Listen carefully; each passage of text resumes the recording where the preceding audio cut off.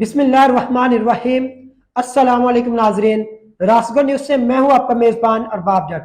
پاکستان کے تیسرے army chief general محمد ایوب خان پہلے مسلمان فوجی سربراہ تھے جو 9 جون 1958 کو ریٹائرڈ ہو رہے تھے، لیکن اس وقت کے صدر سکندر مرزا نے انہیں مزید 2 سال تک اس عہدے پر توسیع دے دی تھی، لیکن چند ماہ بعد ہی وہ ملک کے سیاہ سفید کے مالک بن گئے تھے۔ مارشل کا نفاذ، آئین کی معطلی اور اسمبلی کا تحلیل کا کام جنرل محمد ایوب خان نے خود تو نہیں کیا تھا، لیکن وہ پاکستان کے پہلے حکمران تھے جو کلی اختیار رکھتے تھے۔ جنرل محمد ایوب خان کے کمانڈر ان چیف کے عہدے کے چند اہم ترین واقعات اس ویڈیو میں اپنے ناظرین کے ساتھ شیئر کروں گا۔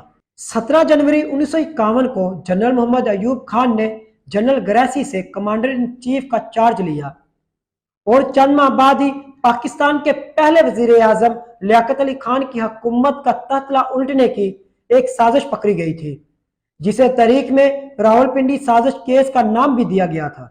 اس بغاوت کے سرگنا ایک فوجی افسر میجر جنرل اکبر خان بتائے گئے تھے، جو کمیونسٹ نظریات رکھنے والے افراد، صحافی اور شاعر فیض و فیض کے ساتھ مل کر یہ سازش کر رہے تھے۔ حکومت وقت کا تختہ الٹنے کی یہ سازش تھی۔ فوجی بغاوت سے بچنے والے پاکستان کے پہلے وزیر اعظم نوابزادہ لیاقت علی خان کو زیادہ مہلت نہیں ملی تھی اور وہ 16 اکتوبر 1951 کو راولپنڈی میں جلسہ عام میں قتل کر دیے گئے تھے۔ ان کے قاتل کو موقع پر ہی ہلاک کر دیا گیا تھا۔ یہ پاکستان کی تاریخ کا پہلا بڑا سیاسی قتل تھا۔ دسمبر 1951 میں پہلی اسلحہ ساز فیکٹری واہ آرڈیننس کا افتتاح ہوا تھا۔ دلچسپ بات یہ ہے، تقسیم سے قبل پاکستانی علاقوں میں کوئی اسلحہ ساز فیکٹری نہیں تھی۔ اس پہلی فیکٹری کی تکمیل کے لیے بھارت نے پاکستان کے حصے کے 4 کروڑ روپے دیے تھے، جبکہ دیگر فوجی سٹورز میں سے بھی پاکستان کو 1/3 حصہ ملا تھا۔ تقسیم کے نتیجے میں کل 4 ارب روپے کے اثاثوں میں سے پاکستان کو 75 کروڑ روپے ملے تھے۔ فروری 1953 میں تحریک ختم نبوت کے دوران 6 مارچ 1953 کو لاہور میں 2 ماہ کے لیے مارشل لا لگا دیا گیا تھا، جس کے administrator major general Azam Khan تھے، جو جنرل ایوب کے انقلابی ساتھی تھے۔ مذہبی حلقوں کا یہ دعویٰ ہے کہ ان فسادات میں ہزاروں افراد ہلاک ہوئے تھے اور جماعت اسلامی کے سربراہ مولانا مودودی کو سزائے موت بھی سنائی گئی تھی۔ ستمبر 1953 میں آرمی چیف جنرل محمد ایوب خان امریکی فوجی امداد کے حصول کے لیے امریکہ کے دورے پر گئے تھے۔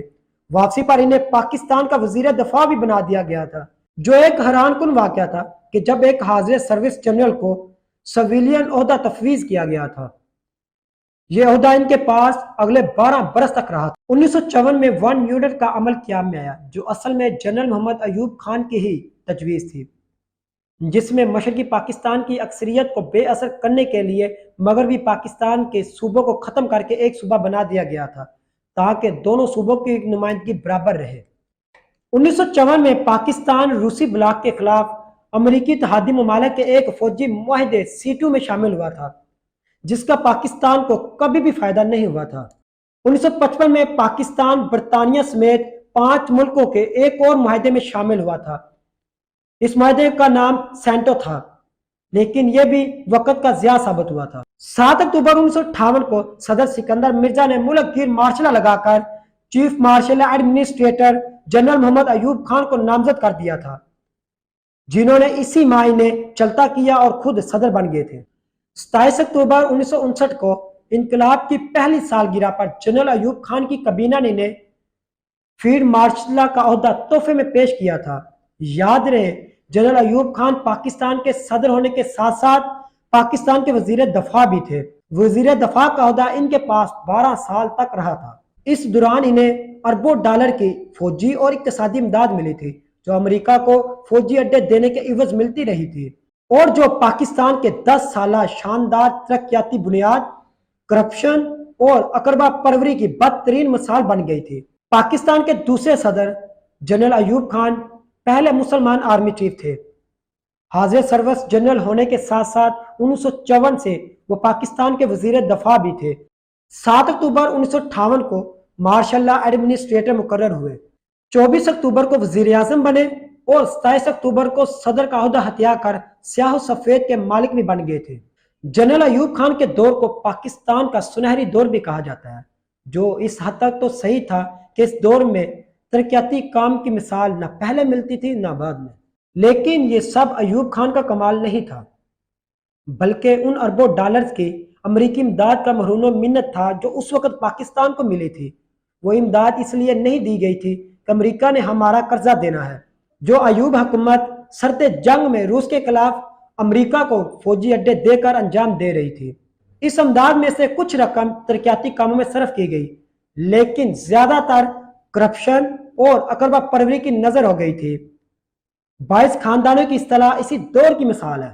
اسی امداد سے پاکستانی فوج کی تشکیل بھی ہوئی تھی، ورنہ پاکستان جیسا غریب ترین ملک دنیا کی 7ویں بڑی فوج بنا کیسے سکتا تھا؟ یہ تو امریکہ کا ہم پر بہت بڑا احسان ہے کہ اس نے ہمیں اتنی بڑی فوج بنا کر دی ہے۔ اب اگر بیچارے فوجی حکمران امریکی مفادات کے تحفظ کے لیے نمک حلالی نہ کرے تو اور کیا کریں؟ جنرل ایوب خان کو اب تک پاکستان میں سب سے طویل عرصے تک صدر کے عہدے پر فائز رہنے کا اعزاز حاصل ہے۔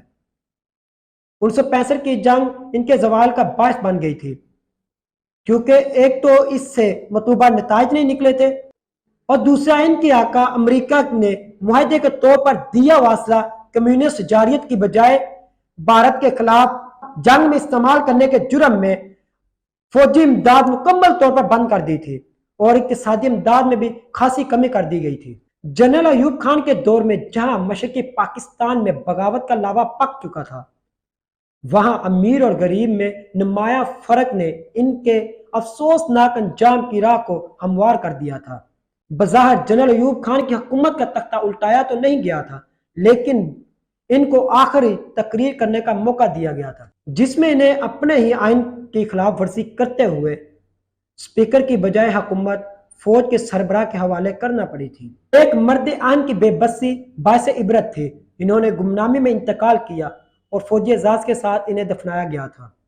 جنرل محمد ایوب خان 14 مئی 1907 کو ضلع ہزارہ کے گاؤں ریحانہ میں پیدا ہوئے تھے۔ 1922 میں انہوں نے میٹرک کی تعلیم حاصل کی اور بعد میں علی گڑھ یونیورسٹی سے فارغ التحصیل ہوئے، اور Royal military college send Hurst سے فوجی تعلیم حاصل کر کے 1928 میں فوج میں کمیشن حاصل کیا۔ دوسری جنگ عظیم میں برما کے محاذ پر خدمات سر انجام دی۔ 1947 میں کرنل تھے، کیا میں پاکستان کے بعد بریگیڈیئر بنے۔ 1948 میں میجر جنرل بنے اور انہیں مشرقی پاکستان میں تعینات کر دیا گیا۔ 17 جنوری 1957 کو پاکستان کی فوج کے پہلے مسلمان کمانڈر ان چیف بنے تھے۔ جنرل محمد ایوب خان نے 19 اپریل 1974 کو وفات پائی۔ اللہ ہم سب کا حامی و ناصر ہو۔ دوبارہ ملاقات ہوگی نئی ویڈیو نئے موضوع کے ساتھ، تب تک کے لیے اجازت دیجیے۔ اللہ حافظ۔ پاکستان زندہ باد۔